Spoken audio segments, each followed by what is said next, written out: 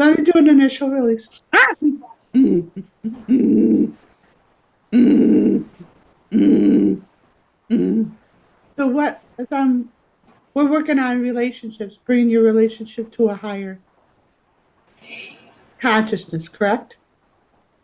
Yes. Okay. So tuning in to do the release. It's automatically going into you, Jeff, into you being a prepubescent boy around, I don't know, 9, 11. And there's a wall of anger in there. So I'm going to release that anger as much as possible. And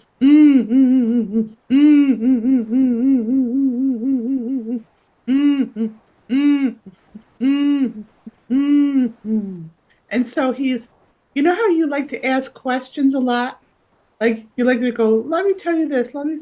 So this little boy inside you is asking me questions right now. He goes, how do I know how to love when I was never shown love in the way that I'm expected to love?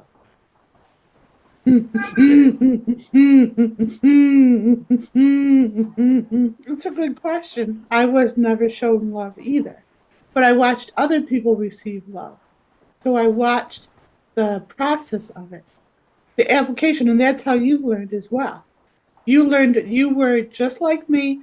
You were a big watcher, and you were doing like studying everyone, like what made them tick, what was their motivation. You scan people like nobody's business. You got to watch that a little bit because it gets to a point of violation. I've had to learn not to. You learn the difference between scanning someone's energy and just reading what's presented to you. Do you know what I mean? Do you know the difference yet? Yes, you do. So what makes Cindy uncomfortable is when you scan her, and you only scan her because she feels it, and it feels because of her background. She feels violated when you scan her because she's been abused on so many levels. So when you feel like you're not doing, oh, I'm not doing anything, that's bullshit. We're talking in energy now. Let's all talk the talk, right?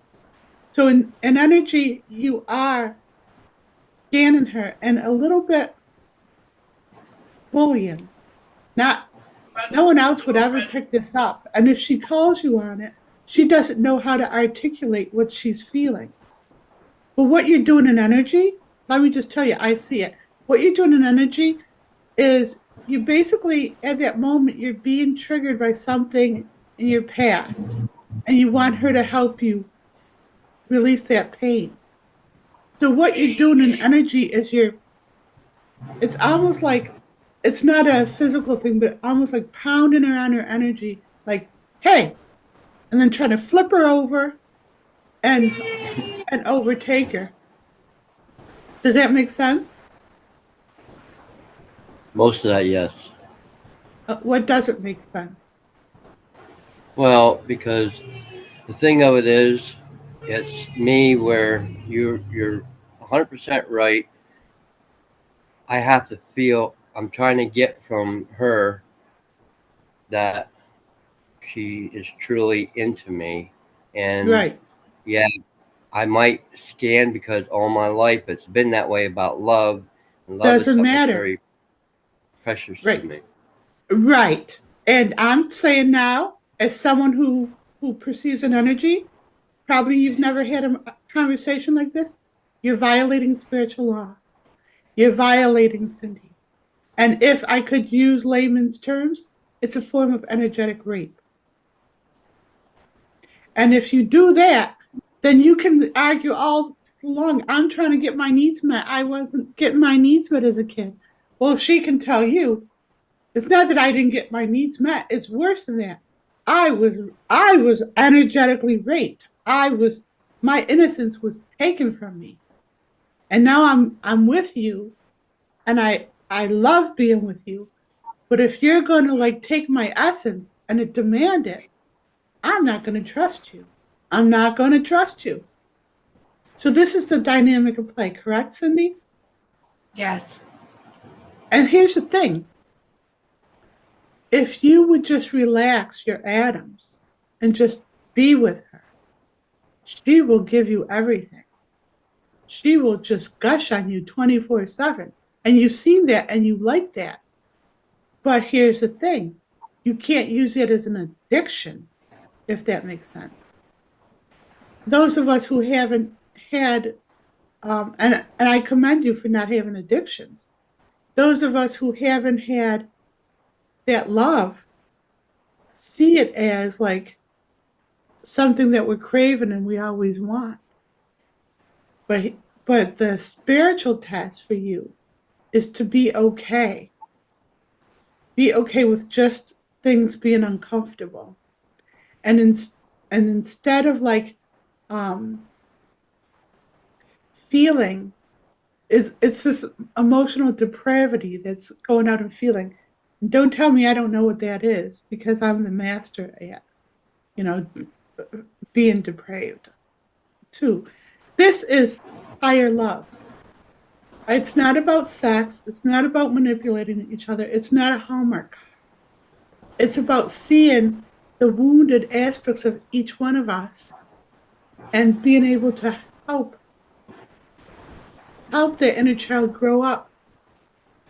And what happens is you nurture the inner child until it becomes a part of you, until you can get back. It's not separate from you. It merges into your beingness until in the moment you are that child. You can't be that child right now because it's too scary. Life is too scary for Cindy's inner child. Correct, Cindy? Yes. That's okay. She's doing fine. We're going to help her. And now that you understand these boundaries, Jeff, you're going to help that. You're going to help her inner child, not like a lover. You've been approaching her inner child like a lover. Now, her inner child is much younger than your inner child because her wounds came a lot younger. So you've been forcing yourself on someone who's younger than you. Does that make sense? I'm trying to make her strong. I always do this with her because she is sentimental and stuff like that, and people have shit on her and stuff through life. So I'm trying Yeah, to toughen I her up. know. Yeah, and I tell her all the time, you got to get strong because this world is a son of a No, bitch out you there. can't do that. You can't do that like that because all that does is scare her. You can't tell her how scary the world is because it's too much for her. It's almost like it's almost like saying you're too weak and I know better than you because I know how big and bad this world is.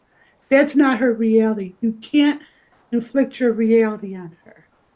Just like you would Okay. not want to feel what she's felt trapped in her body the way she does. So just like she does not want you to feel that, that's how you feel, but it's not by you can't force it on her. I know that. I know you know it consciously, but your inner child does not. Because it feels good to help her. Think of her as like a little sister instead of a lover. She gets more turned on when you're kind to her son, when you're kind to the dogs. That's when she's loving you most, when she's watching you be empowered and be kind and display that, your compassion and kindness to others and her. But she can watch that, and that's when she can open up her energy and feel empowered in herself. Does that make sense, Cindy? Yes. Yeah, and if you ever like slap on a coat of paint somewhere with your shirt off, that's the mother load. Move some furniture around. That's sexy.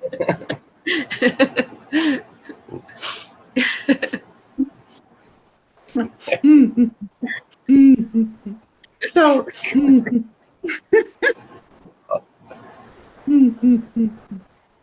um, so you have engrams you have some programming and conditioning, all society does, on what sexuality looks like. And you haven't watched your parents, you haven't had the good fortune of watching your parents get old together and just like be together and just like enjoy gumming soup together. And that's the highest pinnacle of love. You're forging new territories on your own, but I'm helping you. Did you have a barn when you were little kids? A barn. Did you have a barn? Did you? No, so do you. Did you have a barn? No. Good. I have some homework for you guys. So I think you guys need to have an amorous date in your barn because you don't have any memories of being abused in a barn. So when you have this romantic date, and Jeff, you can make it a picnic and make it really nice, and don't expect anything from her except cuddle and stuff. But this is fresh territory. I mean, you could do it out in a park, but it doesn't help you with intimacy out in the park. I don't want you guys to get arrested. But anyways, so am I embarrassing you, Jeff? No, it makes a lot.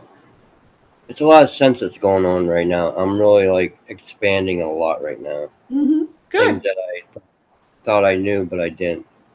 Right. Things are Because open. right. Good. So what I want you guys to do, if it's agreeable, is to have a date and lay down a little checkered blanket, have a picnic basket, and just hang out there with, I don't know, whatever makes it romantic and stuff. But just to hang out. And if you have kittens crawling all over you, so be it. It's just part of it. This is your new normal and stuff. So what you're gonna do is like you're gonna create new memories that aren't triggered by daddy, if that makes sense. There's something about, do you wear a watch, Jeff? No, Okay, good. Mm, mm, There's something about his arms that remind you of your dad's arms. What are they? Do you know what it is? It's I just the always hair. admire his arms. Yeah, I always admire his hands and arms because they always look strong. I don't know what it is about his hands and his arms because they look so strong, and they probably do. Yeah. Okay, but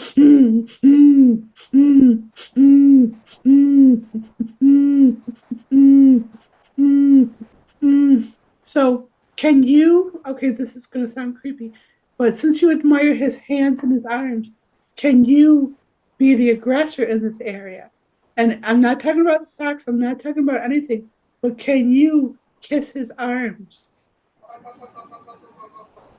Do you ever kiss his arms and just admire them? Like, these are my arms. These hug me. These are my arms. Can you switch the narrative? So, and if you're going to turn them on, so you might as well bring that bottle of hand cream with you. oh God.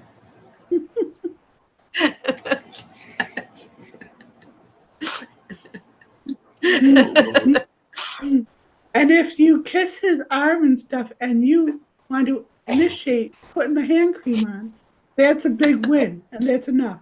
All right. Oh Lord. Are you going to let me share this to help all those other people out there, Cindy? Jeff? Yes. I love it. I'm so proud Oh, of you. maybe it'll help. This is a good session. I like Yeah, this. this is really good. This is good one.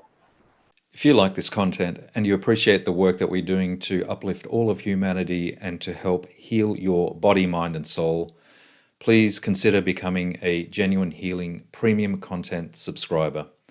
Simply jump onto the Genuine Healing website, genuinehealing.com with a J, and click on the purchase button on the top menu.